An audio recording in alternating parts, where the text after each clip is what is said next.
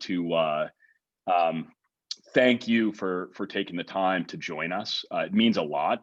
Um, and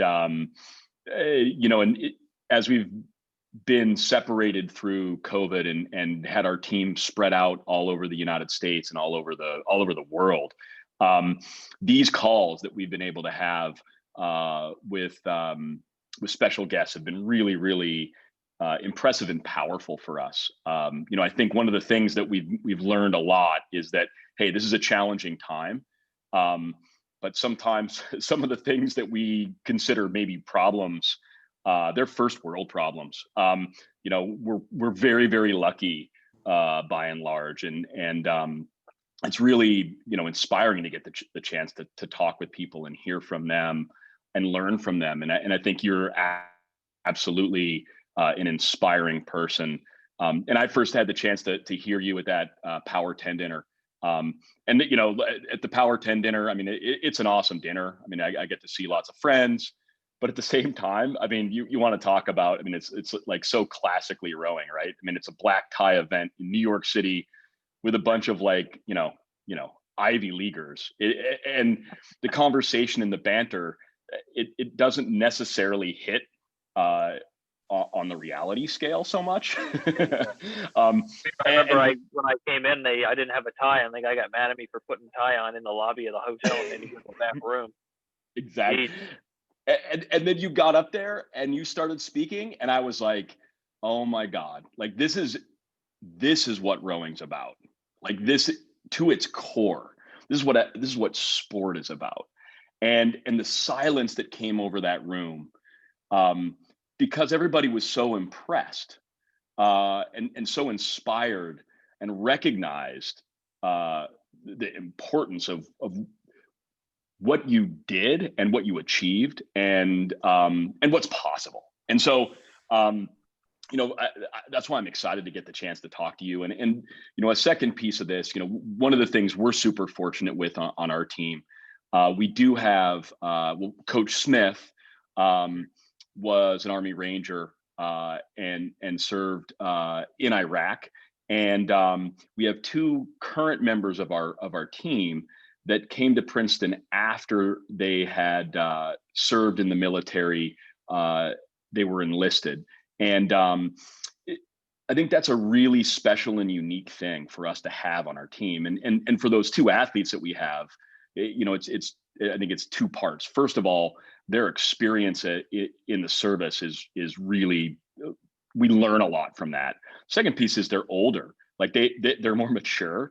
And they've had experience in life that I think really adds to our team in a way that's super valuable. And I learn a ton from those guys. And so when we first were talking about this, I think a big part of it is recognizing their service, and that's special to our team, and that there's a lot that we can learn from that. And so I think that's a big part of our conversation and hearing a little bit about that. And as we get started, I think my first question is, just to get a little bit of background, we've had the chance, we've shared around that short YouTube video.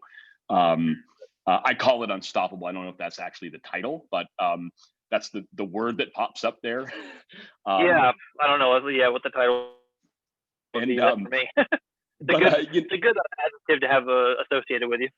Yeah, absolutely. And when I watch that, it just made me think a little bit about, I'm just curious if you might be willing to share a little bit about, sort of your background, your early years, where you're from. We know you went to Virginia Tech, but share. Would you be willing to share a little bit about that? Yeah, sure. It's a pretty standard childhood. I just grew up in Loudoun County, Virginia, about 40 minutes north of where I am now, here in Middleburg, in the town of Lovettsville, just on a farm. And my mom and my stepdad did horseback riding. So they would take people out in the woods and take them on horseback rides, and they pay them money. And my job on the farm was to pick up the horse poop every day. And so I got really good at and do a lot of weed whacking and lawn maintenance and that kind of thing. There's miles and miles of fence line that had to be weed whacked. And then just the area around the house and the barn had to be kept looking good for when customers came up. That was my job, and I hated it. And I hated horses because I had to pick up their poop, and but I think one of the things and I wasn't even really trying to learn any lessons at the time, but recognizing it, looking back now, probably one of the things that started to teach me was just being able to do things that I don't want to have to do, for whatever the reason. Back then it was because I would get in trouble if I didn't do it. And hey, it benefited me. I got paid $10 an hour, and it kind of funded my my social life. So yeah, and then went to high school and graduated in 2003, and then went down to Virginia Tech as a computer science major. And so at Virginia Tech, I know that you enlisted when you were a junior, I believe, at Virginia Tech. And what was the inspiration for wanting to join the military? At Virginia Tech, I was really I tried to use the same strategy for studying and going to school as I had in high school. Play video games all night, do my homework in the morning at school before school started, not really study much, and it worked. I got like a 3.55 or something like that, and did well in high school. But you try and apply that to college level courses, and it just doesn't work. And so I wasn't doing well in college, and I finally took this one test in computer science that I kind of needed to do well on in order to bring my grade in that class up to above a C or whatever it needed to be, or a C minus,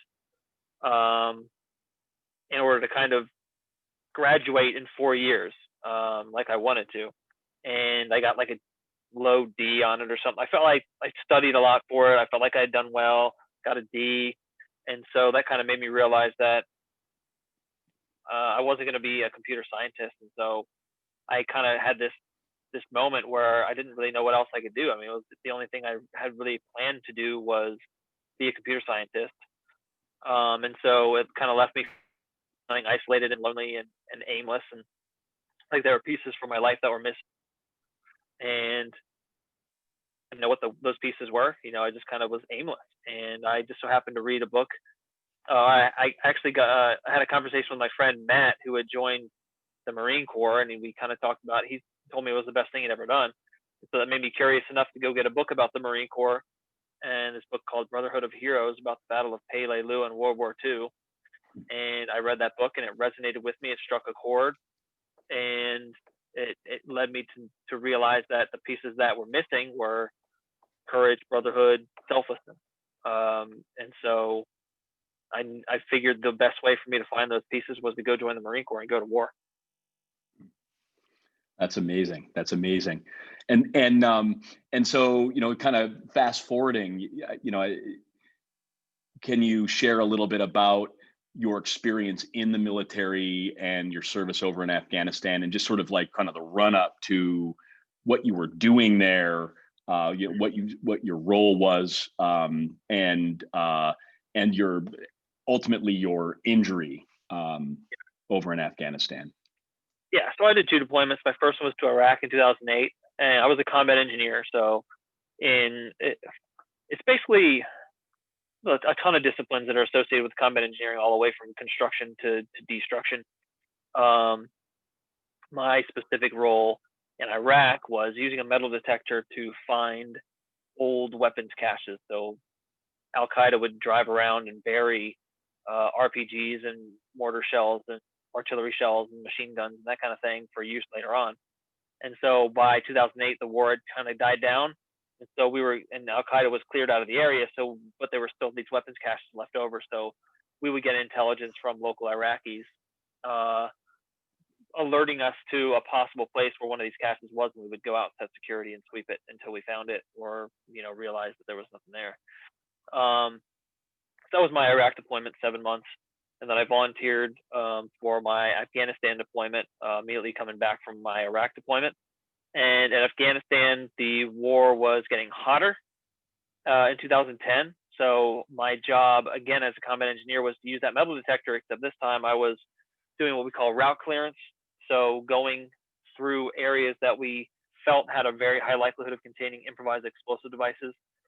and using that metal detector to find a safe path. So the metal detector would find or give me an indication that there could be IED components buried in the ground. So like batteries, pressure plates with wires in them, blasting caps, shrapnel, things like that. So that's why we use the metal detector. And it's kind of hit or miss. They can, the Taliban knows that we use metal detectors. So they did everything they could to remove all the metal that they possibly could, to the point that they took carbon rods out of the batteries and they would use carbon rods instead of wires. So, you know, they would adapt to what we were adapting to, and then we would adapt to that and kind of go back and forth.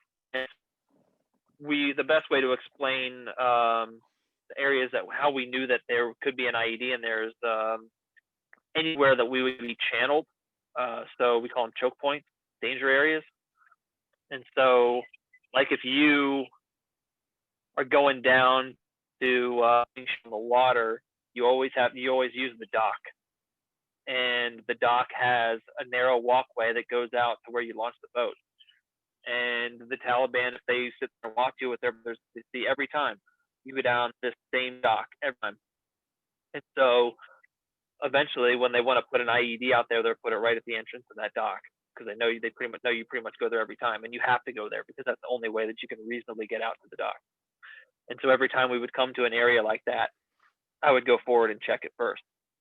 Now, the other indicator that there is an IED buried is if we find another IED. So on July 22nd of 2010, our point man on a mission stepped on an IED that malfunctioned and didn't end up wounding him. But the Taliban likes to put secondaries, tertiaries, fourth IED notes. They like to cluster their IEDs together. So where there's one, there's almost guaranteed another one. So in that particular instance, we're basically in this little mini minefield. So I had to move forward and guide us through that area. And on that particular day, the IED was hidden better than my skills at finding. So I stepped on the secondary or the tertiary or whatever it was. And that resulted in double above the amputations on site. And wow, I mean, it's crazy.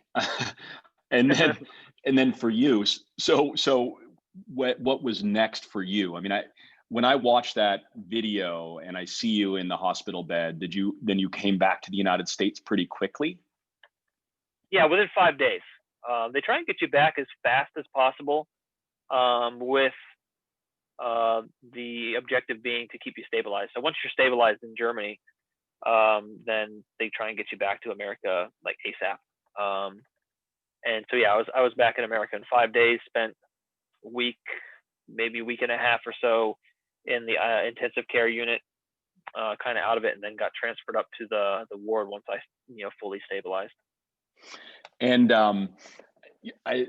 one of the things that was perhaps the most impressive for me watching that short video, Unstoppable, was seeing you in that hospital bed, and there's still tubes in your nose, like it, and you saying, "Okay, first things first, we need to come up with a plan for training," and I just, like, to me, that is just like that personifies like your grit. And Yeah. so I guess from my standpoint, I'm just curious if you might be willing to share, like, what was your motivation and your inspiration as you looked at that and started planning forward?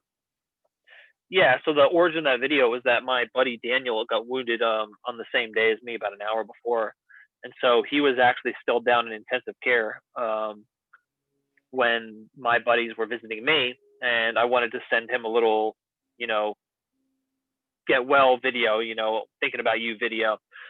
And so that's where that video originated. And part of the reason that I said that we needed to come up with a workout program was because me and him, we bonded over in Iraq, over working out together, because on our forward operating base, we had this nice gym, and that we would go and think of really tough CrossFit style workouts to do. And so me and him would always be working out together. So that was part of the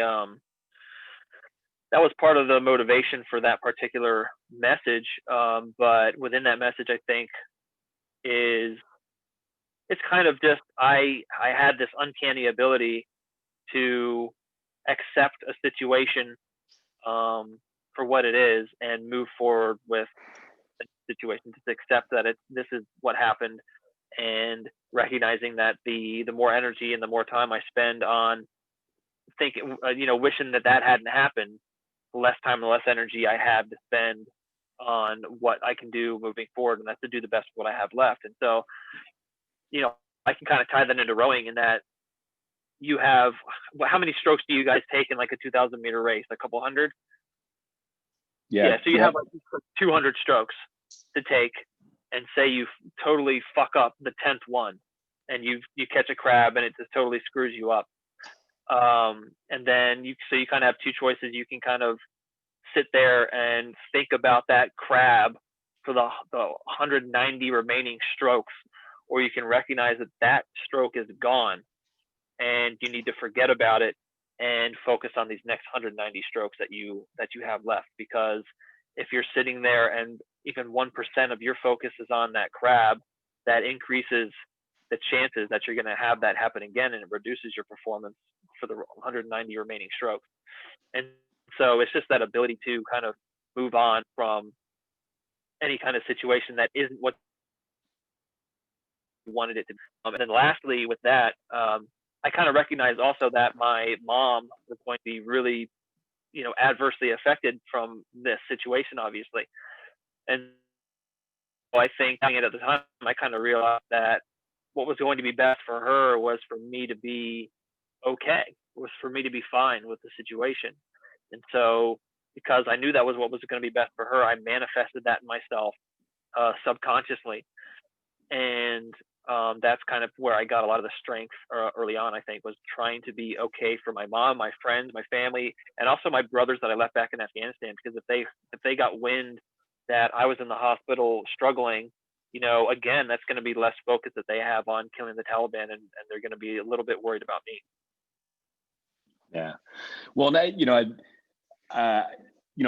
potentially a little off the script that we discussed, but one of the words that you use a lot is brotherhood. And I think you just kind of spoke a little bit to it, but what does that word mean to you? Like when you talk about it, and I think we think about that with our teammates a lot, but what does it mean to you? To me, it's having a group of people, whether it's, men. I say brotherhood, obviously the Marine Corps is made up of men and women. I just use that as a term. It's having a group of people that you care about more than yourself, and whose success you care about more than your success and yourself. So, for example, I care about the lives of my fellow Marines in Afghanistan more than I do about my life. So I'm willing to go into a minefield and try and guide them through it. Or I'm willing to go run through machine gun fire to go get that guy to safety. And so in like a rowing context, you're probably feeling like you're about to throw up, your legs are going to explode, your lungs are going to explode, but you don't care about that because you want your team to be successful, and you want those 7 or whatever, however many other guys in the boat along with you, you want them to feel the joy of winning. And that matters more to you than you not being in pain anymore matters to you. And so that's where brotherhood comes from in the Marine Corps. And I think that, I felt that same kind of brotherhood with my rowing partner, Oksana, in the Paralympics. And so, sort of the segue to the Paralympics, I think it's, in my, when I think about it, I think it's truly remarkable to see that you were in a hospital bed in 2010 and adapting, and 2 years later, right, you're a bronze medalist. And can you share a little bit about how you were exposed to rowing and that experience? Yeah, so I first found out about what they called adaptive rowing back in 2010. Now they call it para rowing. I think they just call it rowing, but it was called adaptive rowing back then, because one of the things I wanted to be able to do, like I said, I like to work out, do CrossFit, and I was worried early on that I wasn't going to be able to really work out in the gym anymore. And so one of the things I sat there in my hospital bed trying to research was, well, is it even going to be possible for me to do workouts anymore? Can I still work out as a double above the amputee? Because I have no idea. And so I put in some search term. I don't remember what it was, but that led me to find out about the Paralympics. That led me to find out about one sport in the Paralympics was rowing. And the reason that kind of clicked with me, because one of the workouts that I did a lot of rowing on the erg, probably poorly, but I did a lot of rowing on the erg in the gym. And I just remember it really being bodacious and just, blowing me up. And so I thought, well, this is just a sport that I know is hard that apparently disabled people can do. So let's, maybe let me see if I can learn this. And hey, Paralympics is, the next one's in 2012, huh? Okay, maybe that might be something I can do. I don't know. I have a lot to do before then, but it got it on my radar. Then I didn't really come back to it to learn until the next summer. And a lot of things kind of fell into place. There was a lot of lucky circumstances. Like there was an adaptive rowing club in DC, in Anacostia, called Capital Rowing Club. And I went down there and learned, and I took to it. I enjoyed it. And there was a coach there named Patrick that he knew about the Paralympics. He owned a CrossFit gym too, so he was kind of in the game in terms of higher performance stuff. So he wanted athletes to go to the Paralympics that he had, so he knew about that. That was kind of his goal. And so I took to it naturally, and I enjoyed it. And it just so happened that I was able to convince the people in the physical therapy clinic to let me have a rowing machine in the gym and have Patrick come in Monday, Wednesday, Friday and do a rowing or workout with me, and go out to the boathouse maybe Tuesday and Thursday, I think. And then it just so happened that Patrick knew this other double above knee amputee female, which I needed in the double trunking arms, mixed double skulls. We needed a female. And she'd been, a double above knee amputee since she was 13 and been rowing for almost 6-7 years, was dying to go to the Paralympics. He just happened to know her coach. Her name was Oksana. He arranged for them to come out and for us to meet and row together. Just so happened that we matched up pretty well. And then I was nearing retirement at the end of 2011.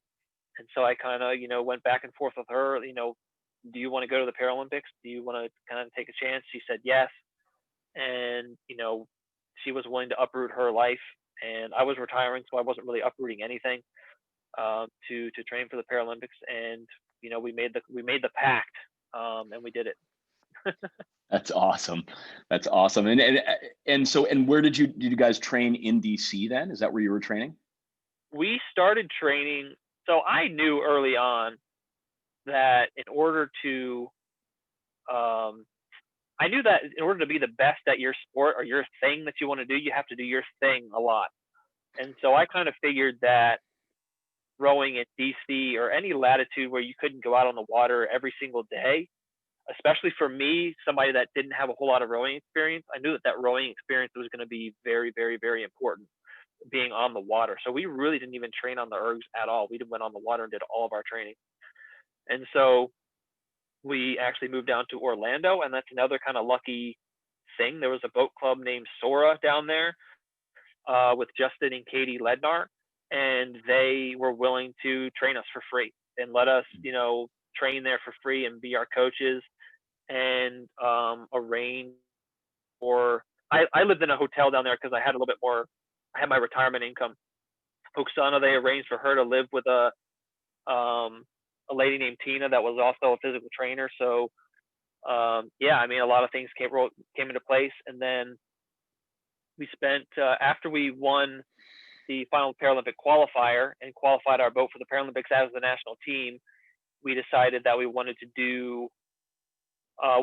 change our environment. And I called Brad Lewis, who I read his book, and he puts his email address in his book all over the place. So I sent him an email.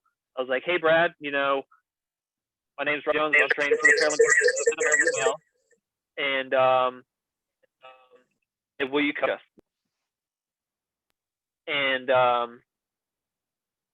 basically, he said, "Yeah, I'd love to." And so we all kind of moved to UVA or Charlottesville, and the team at UVA let us train out of their boathouse. They let us put our boat down on their dock and kind of keep it there permanently. And again, another thing that just kind of fell into place where Brad was willing to coach us. UVA was so generous that they let us train out of their boathouse and use their dock.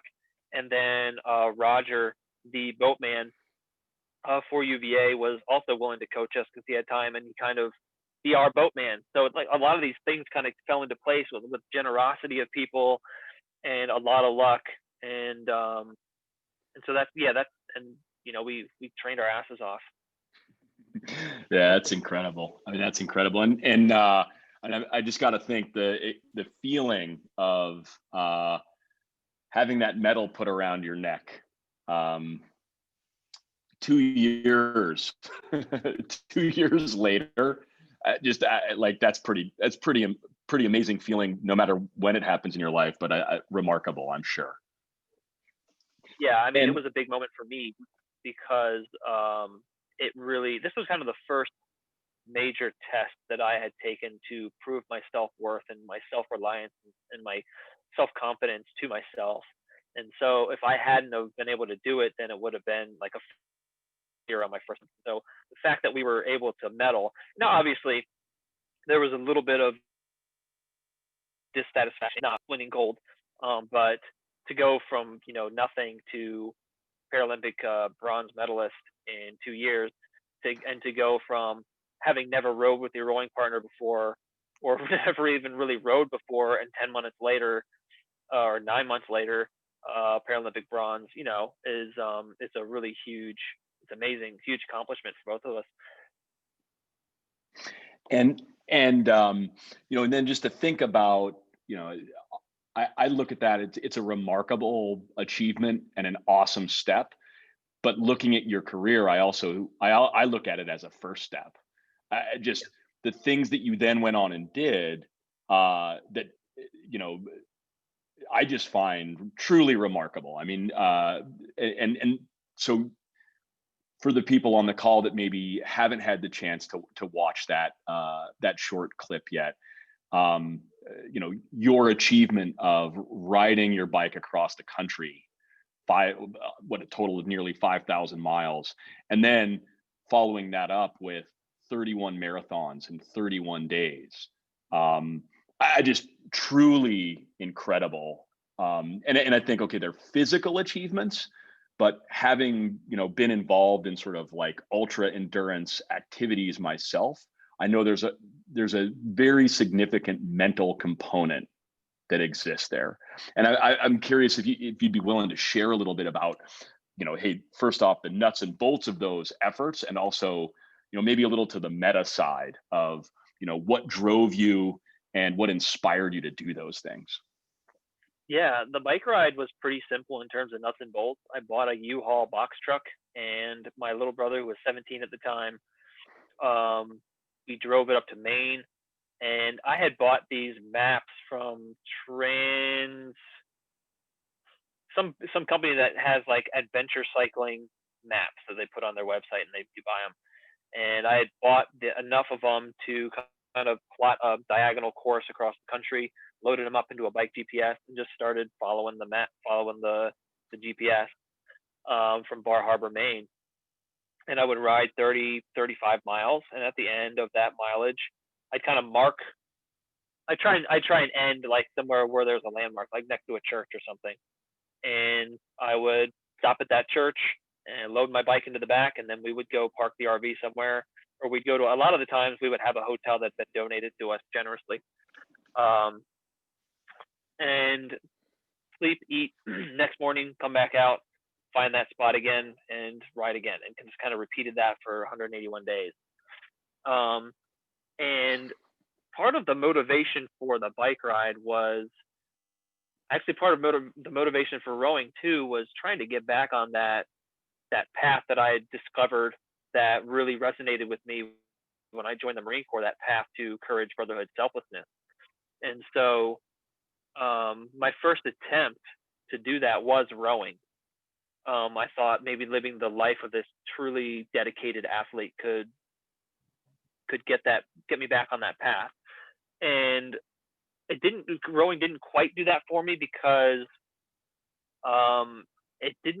for me, it wasn't quite selfless enough. I struggled with the fact that I felt like I was sort of just doing it for me, to win a medal for me, and for my country as well. But it was mostly about winning a medal for myself. And so rowing didn't quite satisfy all three of those, that trifecta that I was searching for. And so the next thing that I tried to do was ride the bike. And I'd become kind of fascinated with endurance athletes as well. And I thought, well, these people are just pushing themselves not only to their physical limits, but to their absolute mental limits. And so maybe that's how I can get back to that path. And I did the bike ride. But at the end of the bike ride, I kind of still didn't feel quite right. And it took me a couple more years to figure out why. And it was actually after I tried to make the Paralympics again in 2016 for triathlon, but I failed miserably. And but I figured out what it was that didn't quite sit right with me with the bike ride was, again, selflessness. So in both those first two endeavors, I'd experienced Brotherhood, obviously, with my rowing partner, and then my little brother. It was just me and him for 181 days. And both of them took courage, riding up and down mountains in Colorado in February. Was scary. It took a lot of courage, but it was the selflessness that really that both of them were missing. And I raised money for veteran charities on the bike ride, but again, the purpose behind the bike ride was to push myself and to see what I could do and to see what I was capable of. So it was still, in its core, it was still mostly about me. And so when I realized that, I came up with the month of marathons. I was like, okay, well, I'm going to run 31 marathons. I just wanted to run a bunch of marathons in a row. I didn't know how many at first, but the reason behind it is going to be to create a story about a veteran that went overseas and experienced trauma and came back and thrived and became stronger from it. And the reason I'm going to create that story is because my fellow veterans and people in general will be able to use that story when they're in dire straits or when they may be doubting themselves or to inspire themselves. And so the core reason for the month of marathons was different. It was for other people. And I obviously benefited from it as well. But the core of it is why that particular challenge resonated with me and kind of satisfied all three of the pursuits that I was trying to find and got me back on my path finally. That's amazing. And in watching just the few little clips I've seen of you on those runs, you seemed really happy while you were running. Yeah, and that's the thing too. Like I was on the bike ride, I got kind of sick of it after the first month and a half. Like I wasn't going to quit, but I really just got sick of it. Of all I did a lot of interviews. I did a lot of meets where I was meeting people on the way, and they would be really nice to me, and they'd like give me food and stuff. But I just didn't want to do it. I didn't want to do the interviews or the meet and greets or anything. And on the month of marathons, because I had the core purpose behind it, I loved doing the interviews because I knew every time I did an interview, it was helping me get the story out there. And the story was the whole point. And so, yeah, I think that's why you probably saw that little bit of joy in the interviews. Yeah, no, it stood out to me. Like it seemed like a very different experience for you as an athlete. Yeah, definitely. Which was cool. Well, so here's a short random question. What's the hardest thing you've ever done? Hardest thing I've ever done. It's hard to say. I mean, all this stuff was hard. You mean like in terms of a big challenge, like a multi-week, multi-month thing, or like kind of in the moment? Well, I guess so. My mean? question, Yeah, I do. And I would say, hey, look, is it things like this that you find to be the hardest thing you've ever done? Or are there other things that you've faced that have been harder? In terms of physically, I would say that these things are all, I mean, going to war is definitely difficult, mentally and physically. All these things are mentally, I can't really say that any of them was more difficult than the other because they all have their own challenges. Like the bike ride was longer, but the day to day was probably easier.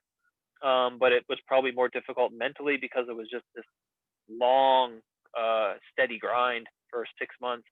With the marathons, the day to day was probably more difficult, but the overall challenge might have been easy. It was shorter, so it's kind of different.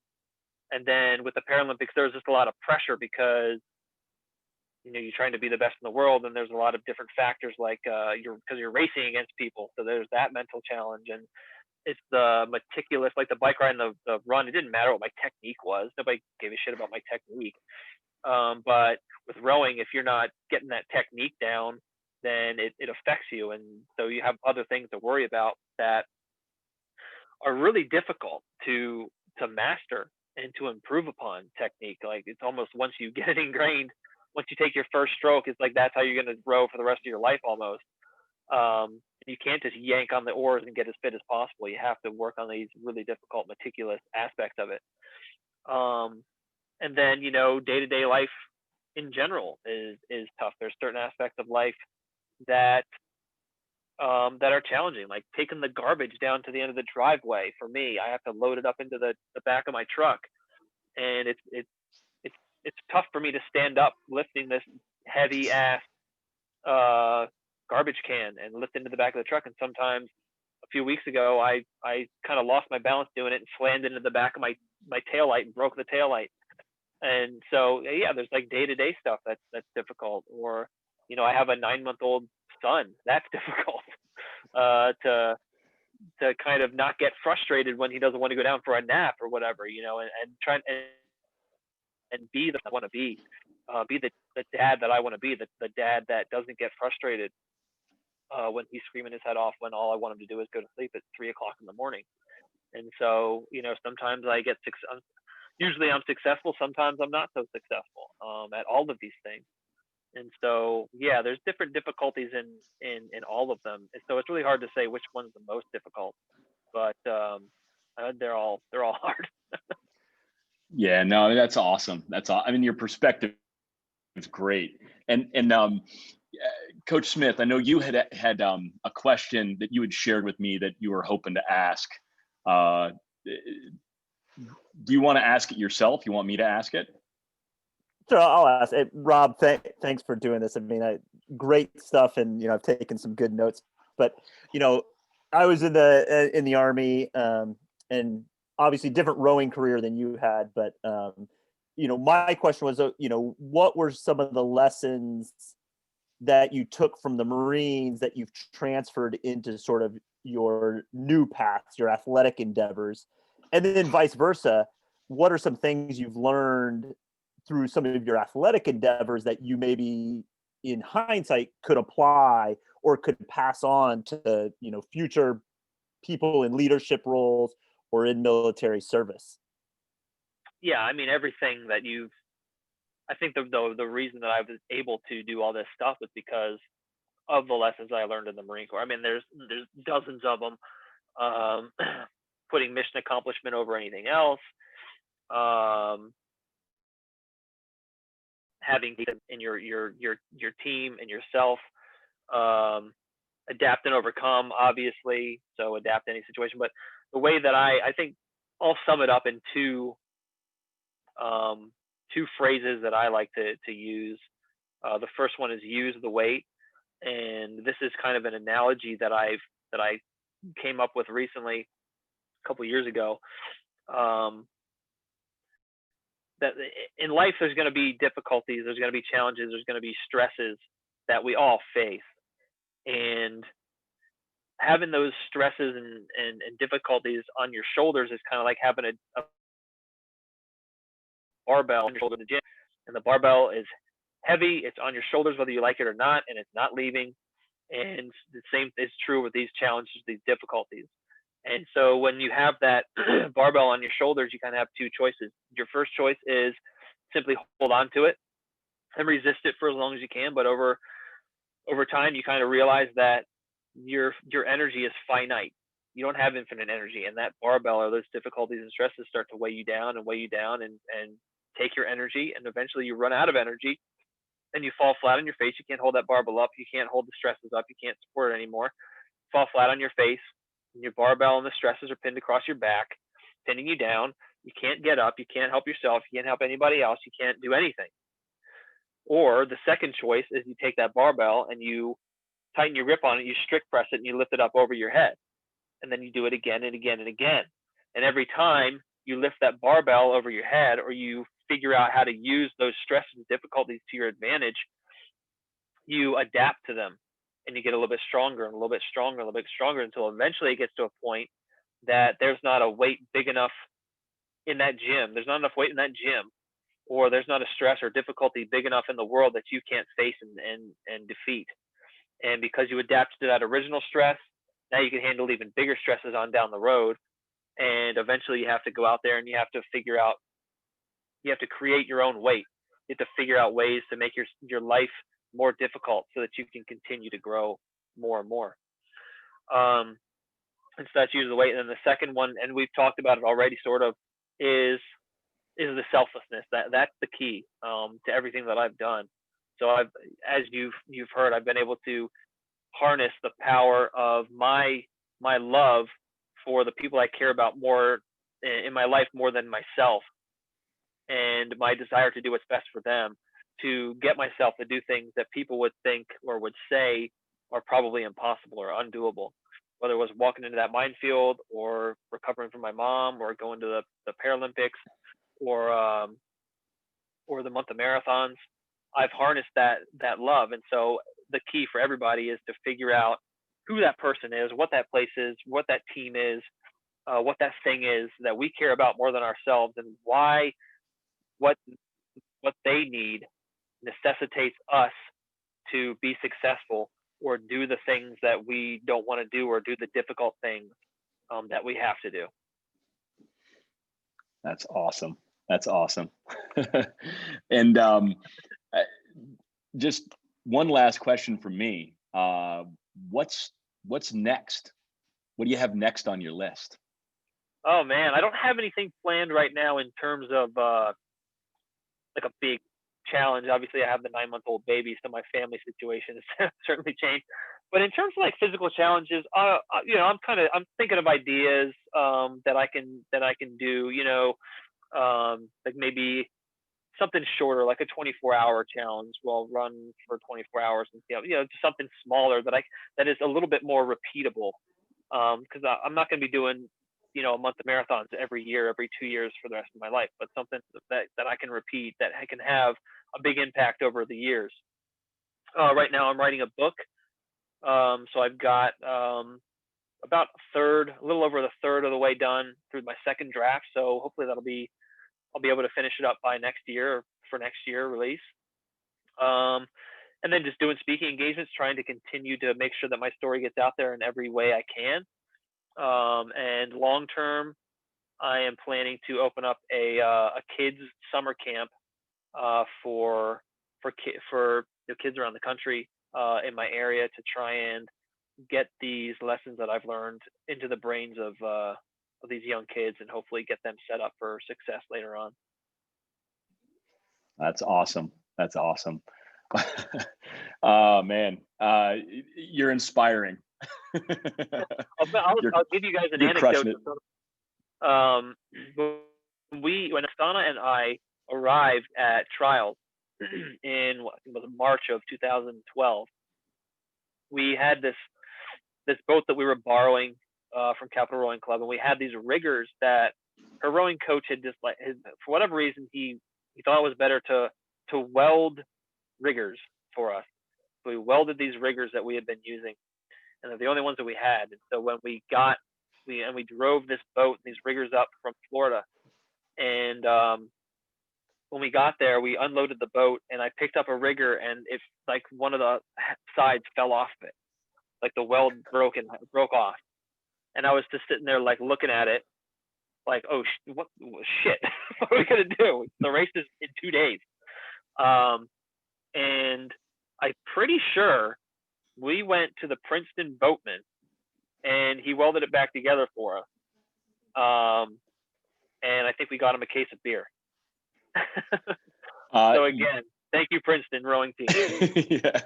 Yes, that's true, and that's exactly what is required for payment in our boathouse.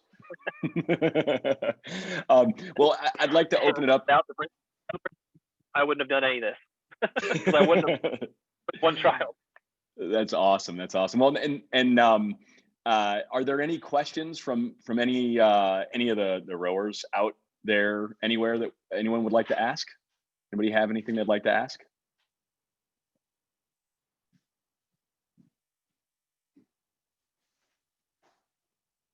No. Cool. Yeah. Well, look, Rob, thank you so much for your time. That's huge, and thank you for everything that you've been doing. I know, thank you for your service first of all, but I think like that service is much more far-reaching, and it's just been so incredible to see what you've done, and I'm excited to see where it goes. I'm excited to read your book. Thank you. And please don't hesitate ever if there's any way that we could ever lend you a hand, you reach out and just ask. The whole boathouse from Princeton's in your corner. So thank you so much. I appreciate that. I'll be rooting for you guys. And yeah, if there are questions that do come up after this, my email is robjonesjourney@gmail.com. My social media is @robjonesjourney. I respond to all of it. So if anybody does have any questions that they think of moving forward, or if you do want to follow, I put snippets of my book and stuff on there. So if you want to keep following that, then there's where you can do it. That's awesome. Well, thank you so much. Have an awesome weekend. Have an awesome Thanksgiving. And we look forward to keeping track. Thank you. Talk to you soon, guys. Yeah, bye-bye. Bye.